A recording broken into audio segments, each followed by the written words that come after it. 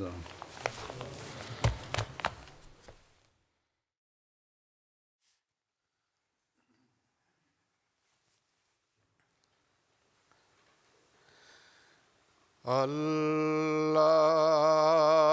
الله أكبر.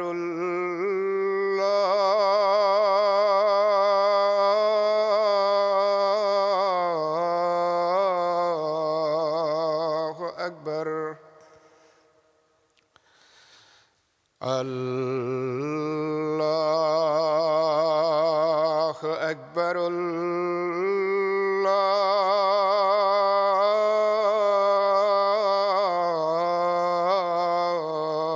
الله أكبر. أشهد أن لا إله إلا الله. أشهد أن لا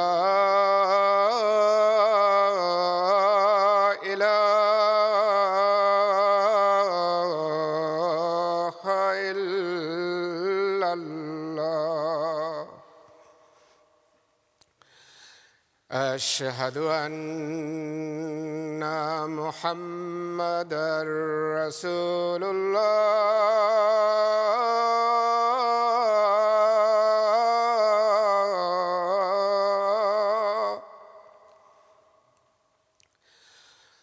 أشهد أن محمدًا رسول الله. حي على الصلاة.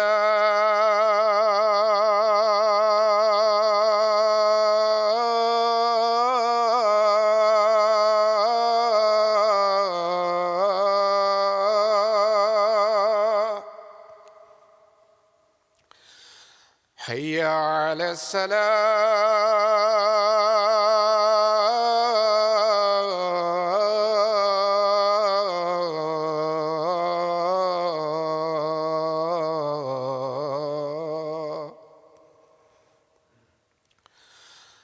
حي على الفلاح.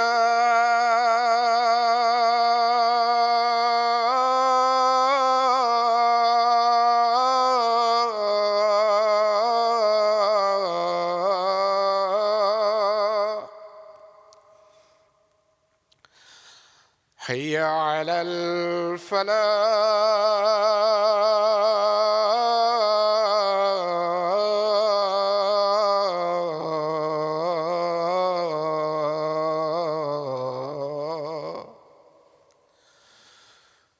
الله أكبر.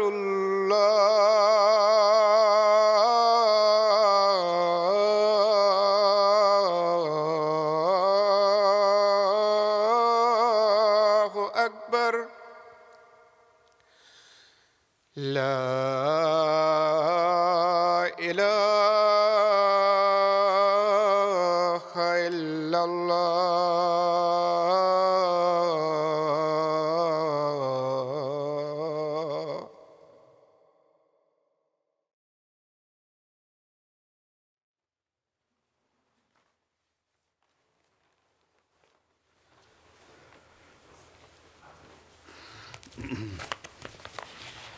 السلام علیکم ورحمۃ اللہ.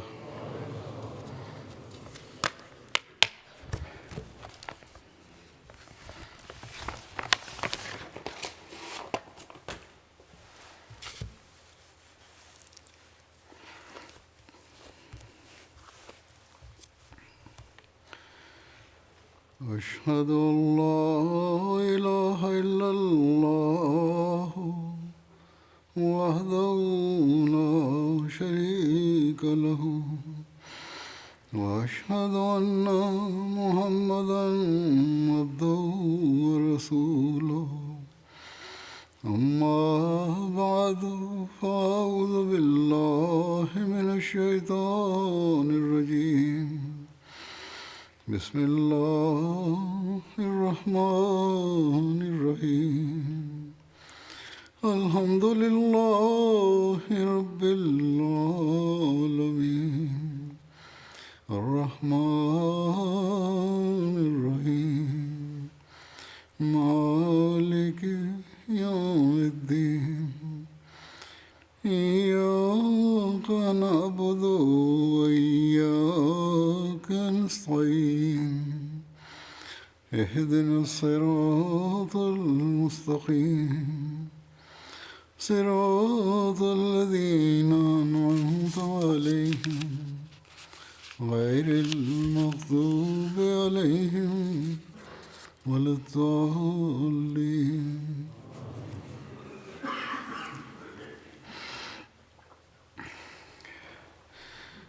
گزشتہ خطبے میں حضرت مسیح علیہ السلام کے ارشادات قرآن کریم کی عظمت اور اہمیت کے بارے میں بیان کر رہا تھا. آج اسی سلسلے میں مزید کچھ پیش کروں گا. قرآن کریم کے فضائل اور اہمیت کو بیان فرماتے ہوئے اپنی تصنیف تحفہ کیسریہ میں جو ملکہ وکٹوریہ کی ڈائمنڈ جوبلی کے موقع پر آپ نے تصنیف فرمائی تھی، جس میں پیغام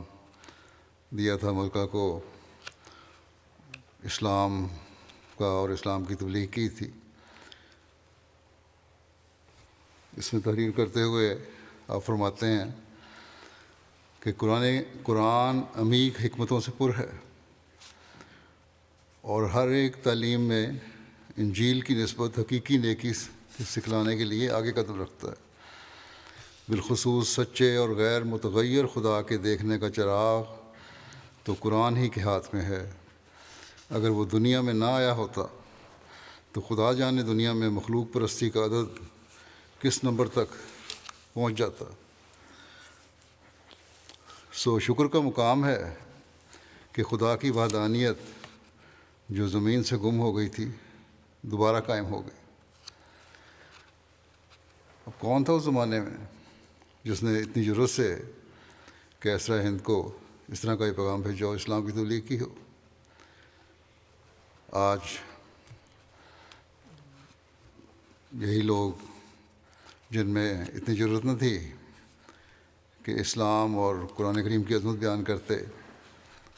یہ کہتے ہیں ہمیں کہ نعوذ باللہ حضرت مسیح علیہ السلام یا جماعت احمدیہ قرآن کریم کی توہین کر رہی ہے. اور جو غیر مسلم ہیں وہ ان کی حرکتیں دیکھ کر اسلام کی مخالفت میں اس قدر اندھے ہو گئے ہیں، قرآن کریم کی عظمت کا رد تو کر نہیں سکتے، اس لیے دل کی تسکین کے لیے قرآن کریم کے نسخوں کو جلا کر اپنے دل کی بھڑاس نکالتے ہیں. جس طرح سویڈن میں یہ واقعات ہو رہے ہیں، اسکینڈینیوین ملکوں میں ہوتے رہے ہیں، پچھلے دنوں بھی ہوا. اگر مسلمان زمانے کے امام کو مان لیں اور قرآن کریم کی تعلیم کو سمجھتے ہوئے اس پر عمل کریں تو غیر مسلموں کو کبھی اس طرح قرآن کریم کی توہین کی ضرورت نہ ہو.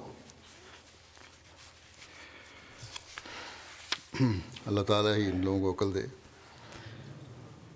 پھر اس بات کو بیان فرماتے ہوئے کہ قرآن کریم ہی صرف اب ہدایت کا ذریعہ ہے، آپ فرماتے ہیں اسلام ایک ایسا بابرکت اور خدا نما مذہب ہے کہ اگر کوئی شخص سچے طور پر اس کی پابندی اختیار کرے اور تعلیموں اور ہدایتوں اور وصیتوں پر کاربند ہو جائے جو خدا تعالیٰ کے پاک کلام قرآن شریف میں مندرج ہیں، تو وہ اسی جہان میں خدا کو دیکھ لے گا. لوگ سوال کرتے ہیں کہ خدا کو اگلے جہان میں دیکھنا ہے، کس طرح دیکھیں گے؟ آپ فرماتے ہیں قرآن کریم کی تعلیم پر عمل کرو تو اسی جہان میں خدا کو دیکھ لو گے. وہ خدا جو دنیا کی نظر سے ہزاروں پردوں میں ہے، اس کی شناخت کے لیے بجوز قرآنی تعلیم کی اور کوئی بھی ذریعہ نہیں. قرآن شریف معقولی رنگ میں اور آسمانی نشانوں کے رنگ میں نہایت سہل اور آسان طریق سے خدا تعالیٰ کی طرف رہنمائی کرتا ہے. اس کی تعلیم پر عمل کرو گے تو نشانات ایسے ظاہر ہوں گے کہ خدا کے وجود کو پتہ لگ جائے گا۔ فرمایا اور اس میں ایک برکت اور قوت جاذبہ ہے جو خدا کے طالب کو دم بدم خدا کی طرف کھینچتی اور روشنی اور سکینت اور اطمینان بخشتی ہے۔ اور قرآن شریف پر سچا ایمان لانے والا صرف فلسفیوں کی طرح یہ ظن نہیں رکھتا کہ اس پر حکمت عالم کا بنانے والا کوئی ہونا چاہیے، بلکہ وہ ایک ذاتی بصیرت حاصل کر کے اور ایک پاک رویت سے مشرف ہو کر یقین کی آنکھ سے دیکھ لیتا ہے کہ فی الواقعہ وہ صانع موجود ہے، اور اس پاک کلام کی روشنی حاصل کرنے والا محض خشک معقولیوں کی طرح یہ گمان نہیں رکھتا کہ خدا واحد لا شریک ہے، بلکہ سدھا چمکتے ہوئے نشانوں کے ساتھ جو اس کا ہاتھ پکڑ کر ظلمت سے نکالتے ہیں واقعی طور پر مشاہدہ کر لیتا ہے کہ در حقیقت ذات اور صفات میں خدا کا کوئی بھی شریک نہیں، اور نہ صرف اس قدر بلکہ وہ عملی طور پر دنیا کو دکھا دیتا ہے کہ وہ ایسا ہی خدا کو سمجھتا ہے، اور وحدت الہی کی عظمت ایسی اس کے دل میں سما جاتی ہے کہ وہ الہی ارادے کے آگے تمام دنیا کو ایک مرے ہوئے کیڑے کی طرح بلکہ مطلق لا شیء اور سراسر کالعدم سمجھتا۔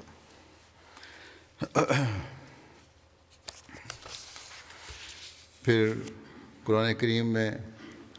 علمی اور عملی تکمیل کی ہدایت کا بیان فرماتے ہوئے آپ فرماتے ہیں،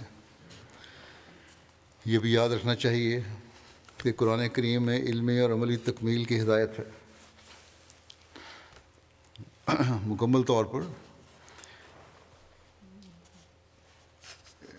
علم سے نوازا گیا ہے اور عملی ہدایات دی گئی ہیں۔ چنانچہ فرمایا کہ چنانچہ اہدنا الصراط میں تکمیل علمی کی طرف اشارہ ہے، یعنی قرآن کریم ہی وہ مکمل کتاب ہے جس کی تعلیم صحیح راستے پہ رہنمائی کرتی ہے، اور تکمیل عملی کا بیان صراط الذین انعمت علیہم میں فرمایا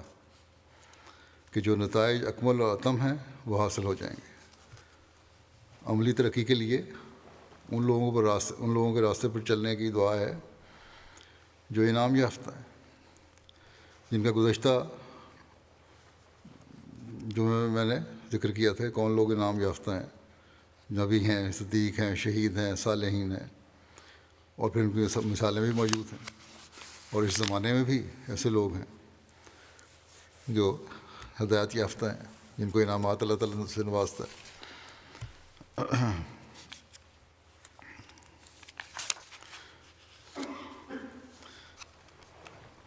فرمایا جیسے ایک پودا جو لگایا گیا ہے جب تک پورا نشو و نما حاصل نہ کرے اس کو پھل پھول نہیں لگ سکتے،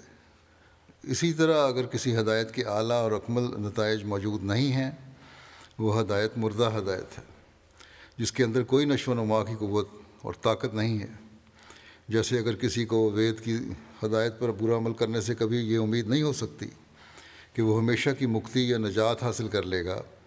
اور کیڑے مکوڑے بننے کی حالت سے نکل کر دائمی سرور پالے گا، تو اس ہدایت سے کیا حاصل؟ مگر قرآن شریف ایک ایسی ہدایت ہے کہ اس پر عمل کرنے والا اعلیٰ درجے کے کمالات حاصل کر لیتا ہے اور خدا تعالیٰ سے اس کا ایک سچا تعلق پیدا ہونے لگتا ہے، یہاں تک کہ اس کے اعمال صالحہ جو قرآنی ہدایتوں کے موافق کیے جاتے ہیں وہ ایک شجر طیب کی مثال جو قرآن شریف میں دی گئی ہے بڑھتے ہیں اور پھل پھول لاتے ہیں، ایک خاص قسم کی حلاوت اور ذائقہ ان میں پیدا ہو جاتا ہے۔ پھر فرماتے ہیں کہ قرآن مجید ایک ایسی پاک کتاب ہے جو اس وقت دنیا میں آئی تھی جب کہ بڑے بڑے فساد پھیلے ہوئے تھے اور بہت سی اعتقادی اور عملی غلطیاں رائج ہو گئی تھیں، اور تقریباً سب کے سب لوگ بدعمالیوں اور بدعقیدگیوں میں گرفتار تھے۔ اسی کی طرف اللہ جل شانہ قرآن مجید میں اشارہ فرماتا ہے، ظہر الفساد فی البر والبحر، یعنی تمام لوگ کیا اہل کتاب اور کیا دوسرے سب کے سب بد عقیدگیوں میں مبتلا تھے اور دنیا میں فساد عظیم برپا تھا۔ غرض ایسے زمانے میں خدا تعالیٰ نے تمام عقائد باطلہ کی تردید کے لیے قرآن مجید جیسی کامل کتاب ہماری ہدایت کے لیے بھیجی، جس میں کل مذاہب باطلہ کا رد موجود ہے۔ اور خاص کر سورہ فاتحہ میں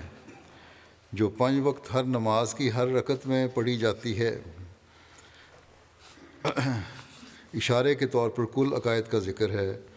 جیسے فرمایا الحمدللہ رب العالمین، یعنی ساری خوبیاں اس خدا کے لیے سزاوار ہیں جو سارے جہانوں کو پیدا کرنے والا ہے۔ الرحمن، وہ بغیر اعمال کے پیدا کرنے والا ہے اور بغیر کسی عمل کے عنایت کرنے والا ہے، اس کی رحمانیت کام کرتی ہے۔ الرحیم، وہ اعمال کا پھل دینے والا ہے، جو کام کرو اس کو پھل دیتا ہے، جو دعائیں کرو ان کو قبول کرتا ہے۔ وہ مالک یوم دین ہے، جزا سزا کے دن کا مالک ہے، اور جزا سزا اس دنیا میں بھی ہے اور اگلے جہان میں بھی۔ فرمایا کہ ان چاروں صفتوں میں کل دنیا کے فرقوں کا بیان کیا گیا ہے۔ اب غور سے اگر انسان 5 وقت نمازوں میں یہ پڑھے تو بڑا معرفت حاصل کر سکتا ہے۔ پھر اس بات کو بیان فرماتے ہوئے کہ قرآن ایک معجزہ ہے، آپ فرماتے ہیں معجزہ کی اصل حقیقت یہ ہے کہ معجزہ ایسے امر خارق عادت کو کہتے ہیں کہ فریق مخالف اس کی نظیر پیش کرنے سے عاجز آ جائے، کوئی مثال پیش نہ کر سکے، خواہ وہ امر بظاہر نظر انسانی طاقتوں کے اندر ہی معلوم ہو، جیسا کہ قرآن شریف کا معجزہ ہے جو ملک کے عرب کے تمام باشندوں کے سامنے پیش کیا گیا تھا۔ پس وہ اگرچہ بنظر سرسری انسانی طاقتوں کے اندر معلوم ہوتا تھا، لیکن اس کی نظیر پیش کرنے سے عرب کے تمام باشندے عاجز آ گئے۔ پس معجزے کی حقیقت سمجھنے کے لیے قرآن شریف کا کلام نہایت روشن مثال ہے کہ بظاہر وہ بھی ایک کلام ہے جیسا کہ انسان کا کلام ہوتا ہے، لیکن وہ اپنی فصیح تقریر کے لحاظ سے اور نہایت لذیذ اور مصفہ اور رنگین عبادت کے لحاظ سے جو ہر جگہ حق اور حکمت کی پابندی کا التزام رکھتی ہے، اور نیز روشن دلائل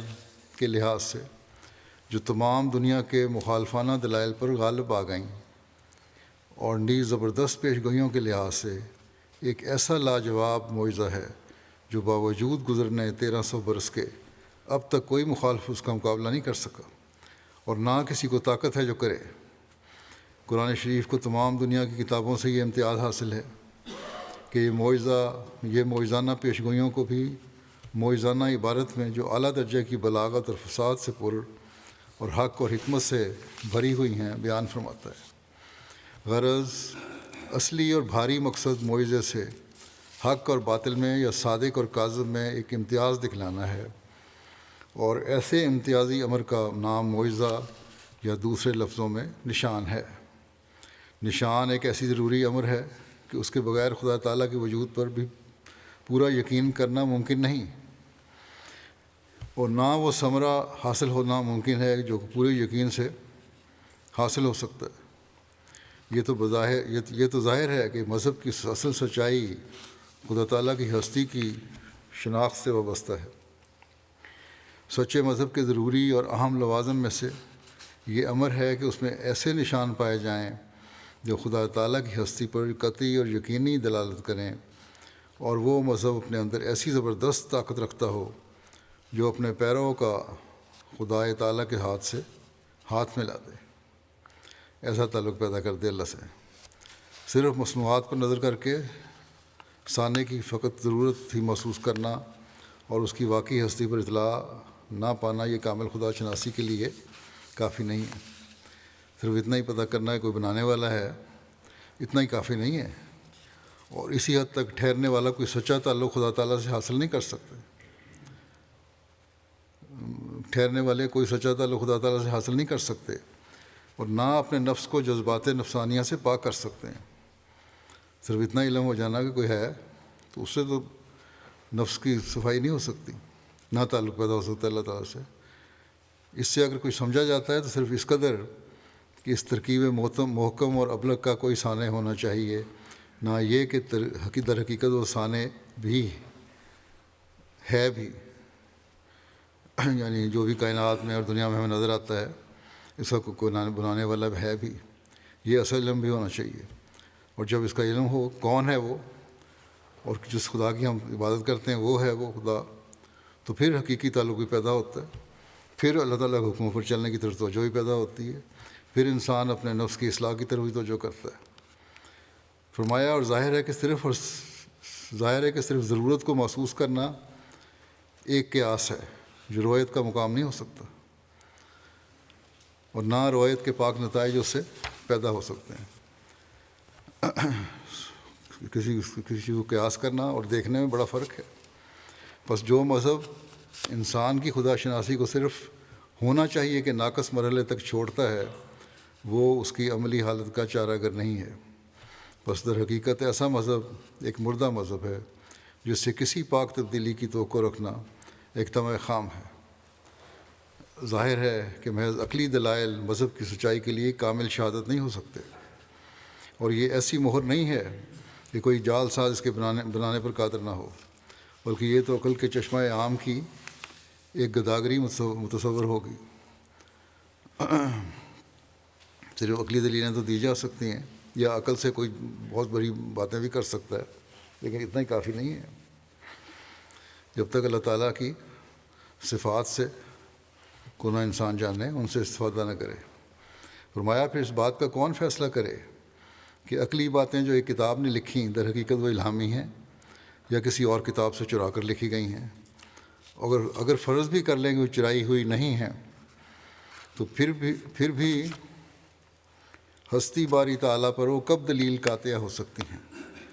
اور کب کسی طالب حق کا نفس اس بات پر پوری تسلی پا سکتا ہے کہ فقط وہی عقلی باتیں یقینی طور پر آیت خدا نما ہیں، اور کب یہ اطمینان بھی ہو سکتا ہے کہ وہ باتیں بکلی غلطی سے مبرہ ہیں، یعنی میں ایسے نشانات ہیں جو اللہ تعالیٰ کی طرف لے جانے والے ہیں یا ہر قسم کی غلطی سے پاک ہیں۔ بس اگر مذہب صرف چند باتوں کو عقل یا فلسفے کی طرف منسوب کر کے اپنی سچائی کی وجہ بیان کرتا ہے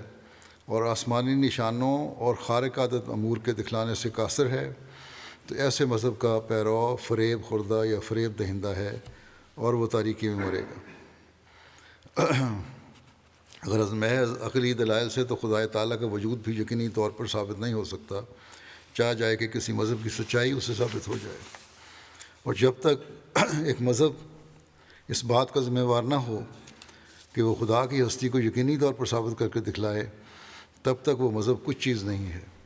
اور بدقسمت ہے وہ انسان جو ایسے مذہب پر فریفتہ ہو۔ ایک وہ مذہب لعنت کا داغ اپنے پیشانی پر رکھتا ہے جو انسان کی معرفت کو اس مرحلے تک نہیں پہنچا سکتا جس سے گویا وہ خدا کو دیکھ لے۔ بس یہ ہے وہ مقام جس کو حاصل کرنے کی ہمیں کوشش کرنی چاہیے۔ خدا کو پہچانے، نشانوں سے پہچانے، ذاتی تعلق سے پہچانے، صرف عقلی دلائل نہیں۔ اور پھر جو حقیقت اللہ تعالیٰ کی انسان پہ کھلتی ہے وہ حقیقت ہے۔ اللہ تعالیٰ کے فضل سے جماعت احمدیہ میں ایسی مثالیں ہیں کہ غیر مذہب بلکہ لا مذہب اور خدا کو نہ ماننے والوں کو بھی خدا کے وجود کا یقین دلایا گیا، عقلی دلائل دیے گئے، اور پھر جب نشان دکھائے گئے اور واقعات بیان کیے گئے، انہوں نے مذہب کو بھی مانا اور اسلام کو بھی مانا۔ یہاں مغرب میں بھی ایسے لوگ ہیں، مثلا بیلجیم کے ایک دوست تھے، دہریہ تھے، بیلجین انڈونیشین تھے اوریجن کے، پھر بیلجین میں آگے وہیں ہو گئے۔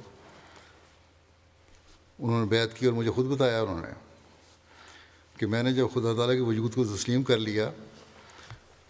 نہ صرف عقل سے بلکہ واقعاتی دلائل سے اور نشانات سے، تو پھر میرے لیے اور کوئی چارہ نہ تھا کہ میں احمدیت اور حقیقی اسلام کو تسلیم نہ کروں۔ اور یہ راستہ کیوں کہتے ہیں؟ مجھے احمدیت نے دکھایا تھا، اس لیے میں احمدی مسلمان ہوا۔ پھر قرآن کریم دعویٰ کرتا ہے کہ یہ متقیوں کے لیے ہدایت ہے۔ حضرت مسیح موعود فرماتے ہیں اس بارے میں کہ ان آیات میں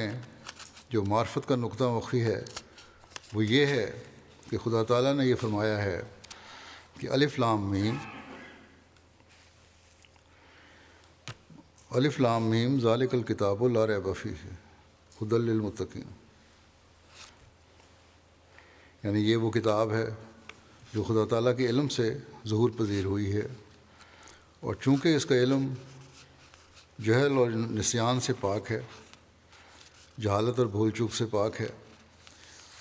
اس لیے یہ کتاب ہر ایک شک و شبہ سے خالی ہے۔ اور چونکہ خدا تعالیٰ کا علم انسانوں کی تکمیل کے لیے اپنے اندر ایک کامل طاقت رکھتا ہے، اس لیے یہ کتاب متقین کے لیے ایک کامل ہدایت ہے اور ان کو اس مقام تک پہنچاتی ہے جو انسانی فطرت کی ترقیات کے لیے آخری مقام ہے۔ اور پھر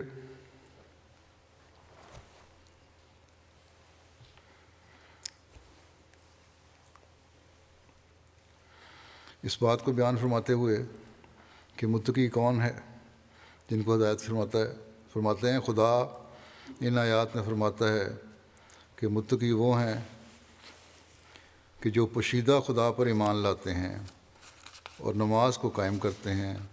اور اپنے مالوں میں سے کچھ خدا کی راہ میں دیتے ہیں اور قرآن شریف اور پہلی کتابوں پر ایمان لاتے ہیں، وہی ہدایت کے سر پر ہیں، وہی نجات پائیں گے۔ یہ متقی کی تعریف ہے۔ پھر قرآن بطور دین کامل ہونے کے اس بارے میں آپ فرماتے ہیں کہ یہ امر ثابت شدہ ہے کہ قرآن شریف نے دین کے کامل کرنے کا حق ادا کر دیا، جیسا کہ وہ خود فرماتا ہے، الیوم اکملت لکم دینکم واتممت علیکم نعمتی ورضیت لکم الاسلام دینا دینا، یعنی آج میں نے تمہارا دین تمہارے لیے کامل کر دیا ہے اور اپنی نعمت تم پر پوری کر دی ہے، اور میں اسلام کو تمہارا دین مقرر کر کے خوش ہوا۔ سو قرآن شریف کے بعد کسی کتاب کو قدم رکھنے کی جگہ نہیں، کیونکہ جس قدر انسان کی حاجت تھی وہ سب کچھ قرآن شریف بیان کر چکا۔ اب صرف مکالمات الہیہ کا دروازہ کھلا ہے،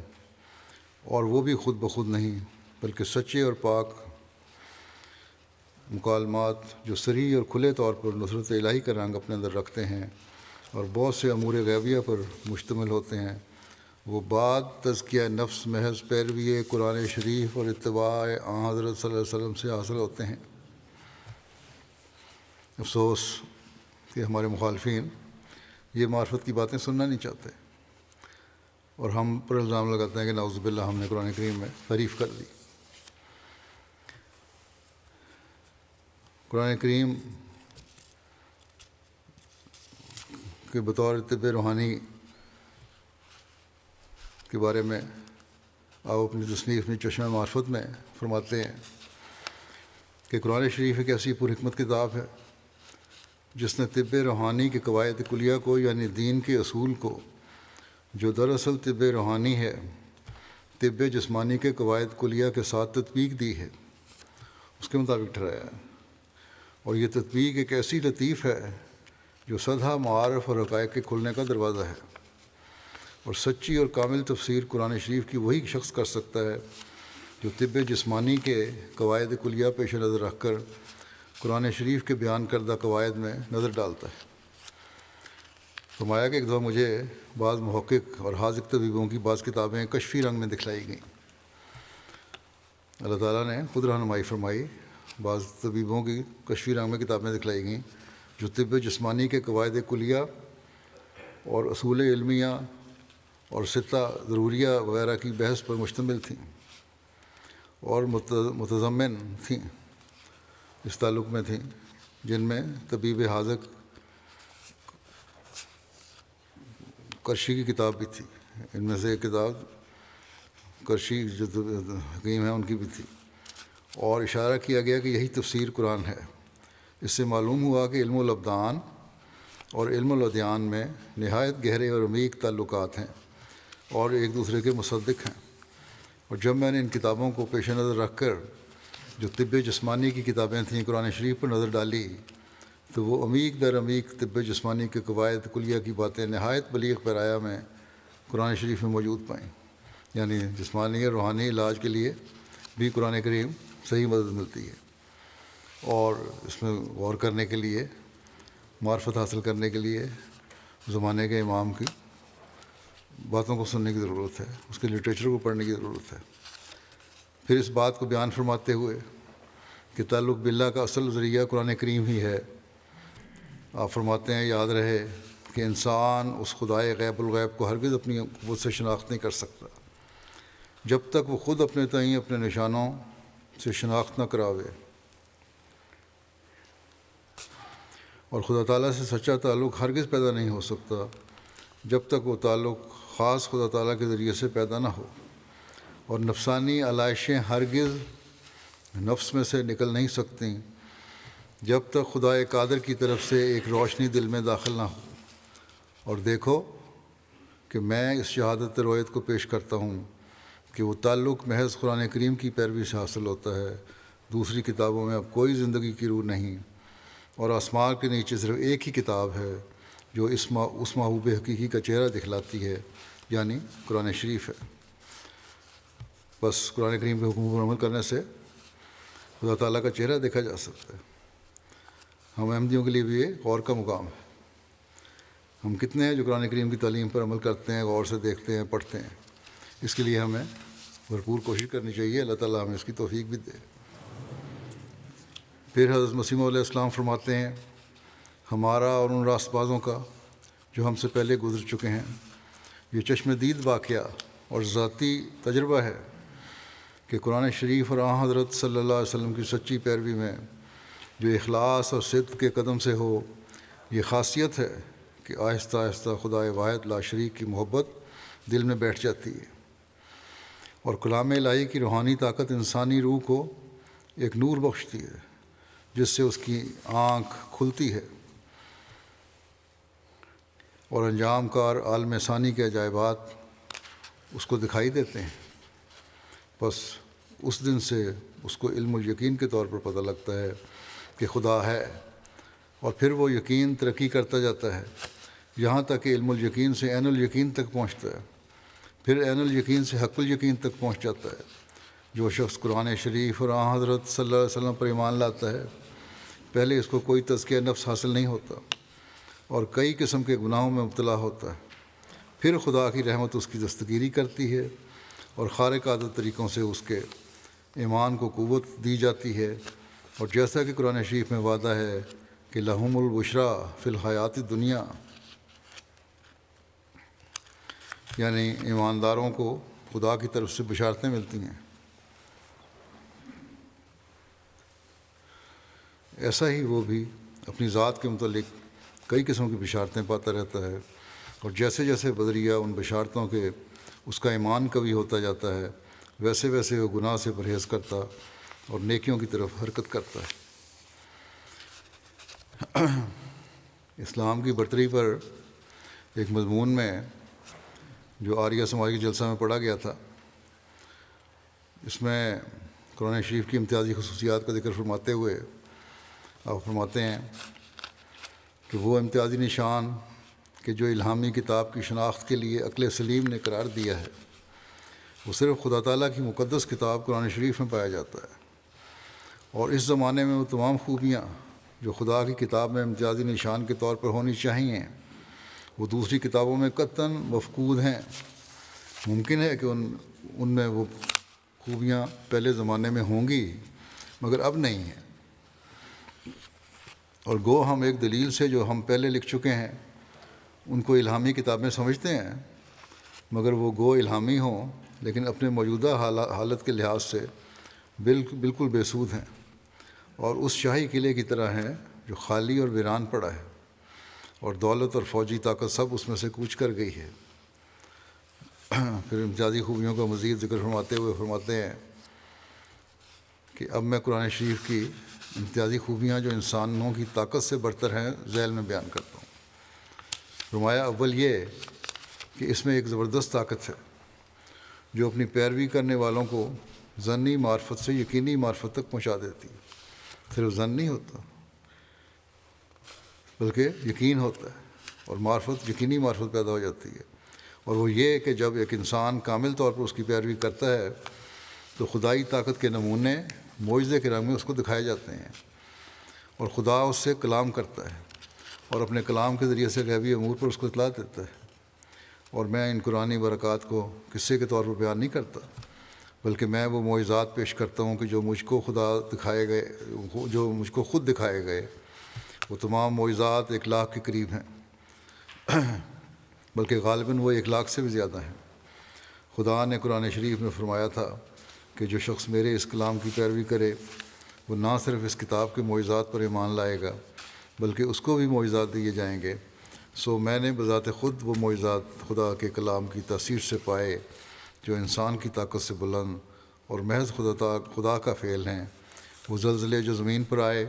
وہ طاعون جو دنیا کو کھا رہی ہے، وہ انہی معجزات میں سے ہیں جو مجھ کو دیے گئے۔ فرمایا کہ یہ معجزات میرے نہیں بلکہ قرآن شریف کے ہیں، کیونکہ ہم اسی کی طاقت اور اسی کی عطا کردہ روح سے یہ کام کر رہے ہیں۔ فرماتے ہیں غرض قرآن شریف کی زبردست طاقتوں میں سے ایک یہ طاقت ہے کہ اس کی پیروی کرنے والے کو معجزات اور خوارق دیے جاتے ہیں، اور وہ اس کثرت سے ہوتے ہیں کہ دنیا ان کا مقابلہ نہیں کر سکتی۔ چنانچہ میں یہی دعویٰ رکھتا ہوں اور بلند آواز سے کہتا ہوں کہ اگر دنیا کے تمام مخالف کیا مشرق اور کیا مغرب کے ایک میدان میں جمع ہو جائیں اور نشانوں اور خوارق میں مجھ سے مقابلہ کرنا چاہیں تو میں خدا تعالیٰ کے فضل سے اور توفیق سے سب پر غالب رہوں گا۔ اور یہ غلبہ اس وجہ سے نہیں ہوگا کہ میری روح میں کچھ زیادہ طاقت ہے، بلکہ اس وجہ سے ہوگا کہ خدا نے چاہا کہ اس کے کلام قرآن شریف کی زبردست طاقت اور اس کے رسول حضرت محمد مصطفیٰ صلی اللہ علیہ وسلم کی روحانی قوت اور اعلیٰ مرتبت کا میں ثبوت دوں۔ اور اس نے محض اپنے فضل سے نہ میرے کسی ہنر سے مجھے یہ توفیق دی ہے کہ میں اس کے عظیم الشان نبی اور اس کے قوی الطاقت کلام کی پیروی کرتا ہوں اور اس سے محبت رکھتا ہوں، اور وہ خدا کا کلام جس کا نام قرآن شریف ہے، جو ربانی طاقتوں کا مظہر ہے، میں اس پر ایمان لاتا ہوں۔ اور قرآن شریف کا یہ وعدہ ہے کہ لہم البشریٰ فی الحیات الدنیا،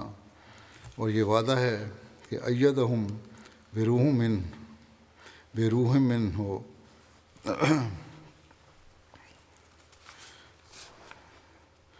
ایدہم بروح من، اور یہ وعدہ ہے کہ یجعل لکم فرقانا، یجعل لکم فرقانا۔ اس وعدہ کے موافق خدا نے یہ سب مجھے عنایت کیا ہے، اور ترجمہ ان آیات کا یہ ہے کہ جو لوگ قرآن شریف پر ایمان لائیں گے ان کو مبشر خوابیں اور الہام دیے جائیں گے، یعنی بکثرت دیے جائیں گے۔ ورنہ شاذ کے طور پر تو کسی دوسرے کو بھی کوئی سچی خواب آ سکتی ہے، مگر ایک قطرے کو ایک دریا کے ساتھ کچھ نسبت نہیں، اور ایک پیسے کو ایک خزانے سے کچھ مشابہت نہیں۔ اور پھر فرمایا کہ کامل پیروی کرنے والے کی روح القدس سے تائید کی جائے گی، یعنی اس کے فہم اور اس عقل کو غیب سے ایک روشنی ملے گی، اور ان کی کشفی حالت نہایت صفا کی جائے گی، اور ان کے کلام اور کام میں تاثیر رکھی جائے گی، اور ان کے ایمان نہایت مضبوط کیے جائیں گے۔ اور پھر فرمایا کہ خدا ان میں اور ان کے غیر میں ایک فرق بین رکھ دے گا، یعنی بمقابل ان کے باریک معارف کے جو ان کو دیے جائیں گے، اور بمقابل ان کی کرامات اور خوارق کے جو ان کو عطا ہوں گے، دوسری تمام قومیں عاجز رہیں گی۔ فرمایا چنانچہ ہم دیکھتے ہیں کہ قدیم سے خدا تعالیٰ کا یہ وعدہ پورا ہوتا چلا آتا ہے، اور اس زمانے میں ہم خود اس کے شاہد روایت ہیں۔ کچھ مسلمان اس کو سمجھیں اور ہمیں بھی اس کا صحیح ادراک حاصل ہو کہ اس زمانے میں اللہ تعالیٰ نے حضرت مسیح علیہ الصلوۃ والسلام کو نشانات کے ساتھ بھیجا ہے، اور ان نشانات کا سلسلہ آج تک جاری ہے، اور جو بھی اللہ تعالیٰ کے کلام کی صحیح طرح پیروی کرے اللہ تعالیٰ اس کو بھی کچھ نہ کچھ اس کا مزہ چکھاتا رہتا ہے۔ پھر فرمایا یہ تو ہم نے قرآن شریف کی اس زبردست طاقت کا بیان کیا ہے جو اپنی پیروی کرنے والوں پر اثر ڈالتی ہے، لیکن وہ دوسرے معجزات سے بھی بھرا ہوا ہے۔ اس نے اسلام کی ترقی اور شوکت اور فتح کو اس وقت خبر دی تھی جب کہ حضرت صلی اللہ علیہ وسلم مکہ کے جنگلوں میں اکیلے پھرا کرتے تھے اور ان کے ساتھ بجوز چند غریب اور ضعیف مسلمانوں کے اور کوئی نہ تھا۔ اور جب کیسر روم ایرانیوں کی لڑائی سے مغلوب ہو گیا اور ایران کے کسریٰ نے اس کے ملک کا ایک بڑا حصہ دبا لیا، تب بھی قرآن شریف نے بطور پیش گوئی کے یہ خبر دی کہ 9 برس کے اندر پھر کیسر روم فتح یاب ہو جائے گا اور ایران کو شکست دے گا۔ چنانچہ ایسا ہی ظہور میں آیا، ایسا ہی شق القمر کا عالیشان معجزہ جو خدائی ہاتھ کو دکھلا رہا ہے قرآن شریف میں مذکور ہے کہ حضرت صلی اللہ علیہ وسلم کی انگلی کے اشارے سے چاند 2 ٹکڑے ہو گیا اور کفار نے اس معجزے کو دیکھا۔ یہ سب تفصیل آپ کی کتاب چشمہ معرفت میں موجود ہے، مختصر میں نے بیان کیا ہے۔ پھر چشمہ معرفت میں ہی اس بات کو بیان فرماتے ہوئے کہ قرآن کے قصے دراصل پیش گوئیاں ہیں، آپ فرماتے ہیں جس قدر قرآن شریف میں قصے ہیں وہ در حقیقت قصے نہیں بلکہ وہ پیش گوئیاں ہیں جو قصوں کے رنگ میں لکھی گئی ہیں۔ ہاں وہ توریت میں تو ضرور صرف قصے پائے جاتے ہیں، مگر قرآن شریف نے ہر ایک قصے کو رسول کریم کے لیے اور اسلام کے لیے ایک پیش گوئی قرار دے دیا ہے، اور یہ قصوں کی پیش گوئیاں بھی کمال صفائی سے پوری ہوئی ہیں۔ غرض قرآن شریف معارف و حقائق کا ایک دریا ہے اور پیش گوئیوں کا ایک سمندر ہے، اور ممکن نہیں کہ کوئی انسان بجز ذریعہ قرآن شریف کے پورے طور پر خدا تعالیٰ پر یقین لا سکے، کیونکہ یہ خاصیت خاص طور پر قرآن شریف میں ہی ہے کہ اس کی کامل پیروی سے وہ پردے جو خدا میں اور انسان میں حائل ہیں وہ سب دور ہو جاتے ہیں۔ ہر ایک مذہب والا محض قصے کے طور پر خدا کا نام لیتا ہے، مگر قرآن شریف اس محبوب حقیقی کا چہرہ دکھلا دیتا ہے اور یقین کا نور انسان کے دل میں داخل کر دیتا ہے، اور وہ خدا جو تمام دنیا پر پوشیدہ ہے وہ محض قرآن شریف کے ذریعے سے دکھائی دیتا ہے، بشرطے کہ حقیقی طور پر قرآن کریم کی تعلیم پر عمل کیا جائے۔ پھر آپ فرماتے ہیں کہ قرآن کریم کے 2 حصے ہیں، قصے بھی، ایک حصہ قصے اور دوسرا احکام۔ فرماتے ہیں قرآن کریم کے 2 حصے ہیں،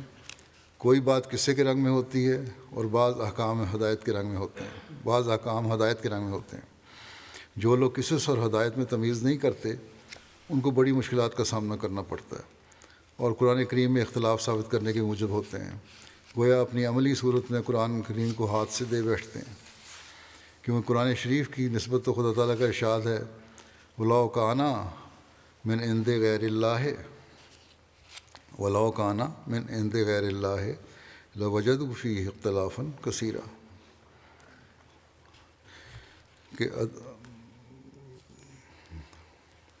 کہ اگر وہ اللہ کے سوا کسی اور کی طرف سے ہوتا تو ضرور اس میں بہت اختلاف پایا جاتا۔ فرماتے ہیں کہ عدم اختلاف اس کے من جانب اللہ ہونے کی دلیل ٹھہرائی گئی ہے کہ اختلاف نہیں ہے، اس لیے یہ اللہ کی طرف سے ہے، لیکن یہ ناعاقبت اندیش قصص اور ہدایات میں تمیز نہ کرنے کی وجہ سے اختلاف پیدا کر کے اس کو من عند غیر اللہ ٹھہراتے ہیں۔ افسوس ہے ان کی دانش پر۔ جیسا کہ بیان ہوا تھا، قصص جو ہے وہ پیش گوئیوں کے رنگ رکھتے ہیں اور احکامات دوسرے احکامات ہیں، ان کو اگر ملا کے بعض لوگ سمجھنے کی کوشش کرتے ہیں تو غلط فہمی میں پڑ جاتے ہیں۔ خود عرفان نہیں ان کو سمجھنے کا، اور جو تفسیر کی جائے اس پر تعریف کا الزام لگا دیتے ہیں۔ قرآن کریم کی تعلیم کی اعلیٰ درجے کی خوبیوں کو ذکر کرتے ہوئے آپ فرماتے ہیں قرآن شریف کی اعلیٰ درجے کی خوبیوں میں سے اس کی تعلیم بھی ہے، کیونکہ وہ انسانی فطرت اور انسانی مسالے کے سراسر مطابق ہے۔ مثلاً توریت کی یہ تعلیم ہے کہ دانت کے بدلے دانت اور آنکھ کے بدلے آنکھ، اور انجیل یہ کہتی ہے کہ بدی کا ہرگز مقابلہ نہ کر، بلکہ اگر کوئی تیری دائیں گال پر تماچا مارے تو دوسری بھی پھیر دے۔ مگر قرآن شریف کہتا ہے کہ جزاء سیئۃ مثلھا ومن عفا واصلح فاجرہ علی اللہ، یعنی بدی کا بدلہ تو اسی قدر بدی ہے، لیکن جو شخص اپنے قصوروار کا گناہ بخشے اور اس گناہ کے بخشنے میں وہ شخص جس نے گناہ کیا ہے اصلاح پذیر ہو سکے اور آئندہ اپنی بدی سے باز آ سکے تو معاف کرنا بدلہ لینے سے بہتر ہوگا، ورنہ سزا دینا بہتر ہوگا۔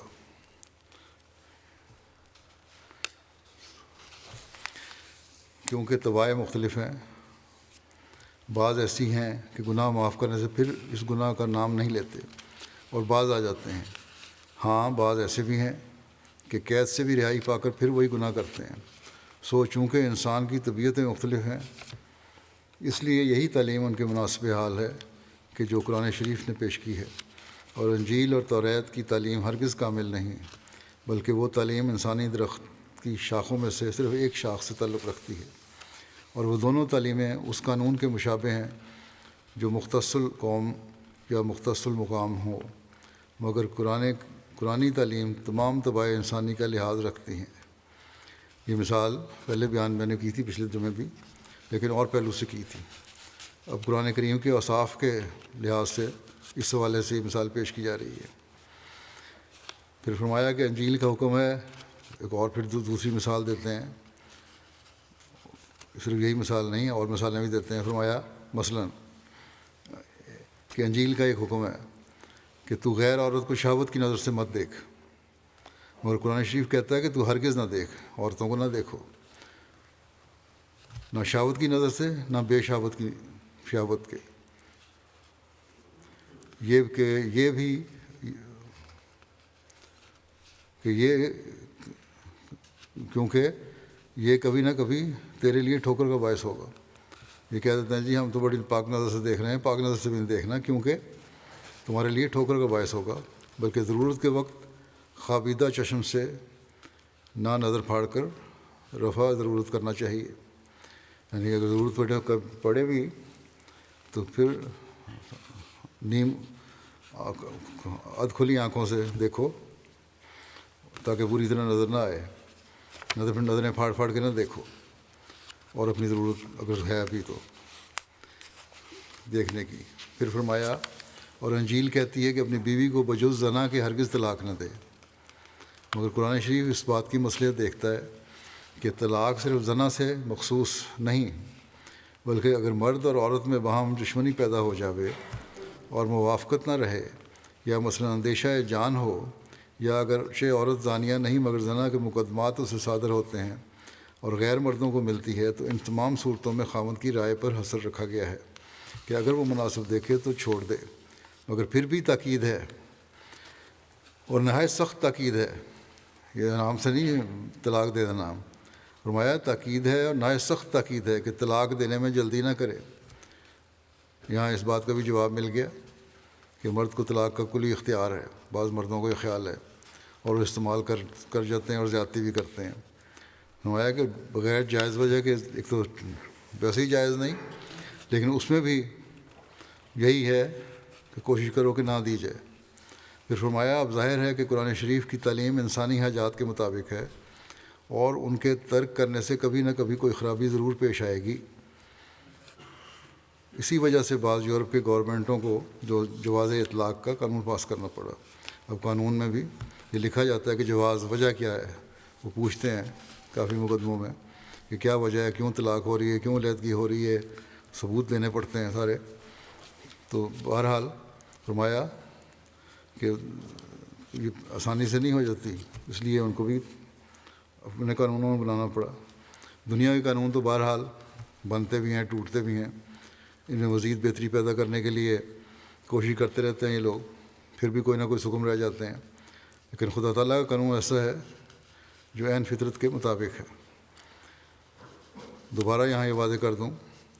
کہ صرف مرد کو ہی طلاق کا حق نہیں ہے، بلکہ عورت بھی پسند ناپسند یا کسی بھی وجہ سے خلا لے سکتی ہے، اور اگر مرد قصوروار ٹھہرے اور بعض زیادتیاں کرے ثابت ہو جائیں تو پھر یہ خیال مردوں کا کہ حق مہر نہیں ادا ہوگا، وہ حق مہر بھی ان کو ادا کرنا پڑتا ہے اور حقوق بھی ادا کرنے پڑتے ہیں۔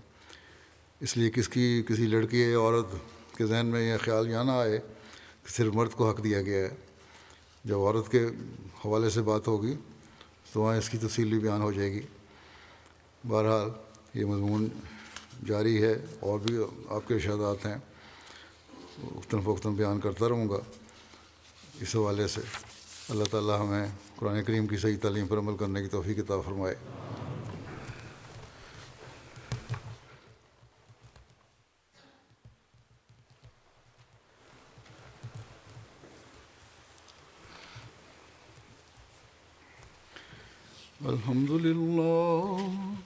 الحمد لله نحمده ونستعينه ونستغفره ونؤمن به ونتوكل عليه ونعوذ بالله من شرور أنفسنا ومن سيئات أعمالنا من يهده الله فلا مضل له ومن يضلله فلا هادي له ونشهد أن لا إله إلا الله ونشهد أن محمدا عبده ورسوله عباد الله رحمكم الله إن الله يأمر بالعدل والإحسان وإيتاء ذي القربى وينهى عن الفحشاء والمنكر والبغي يعظكم لعلكم تذكرون اذكروا الله يذكركم وادعوه يستجب لكم ولذكر الله أكبر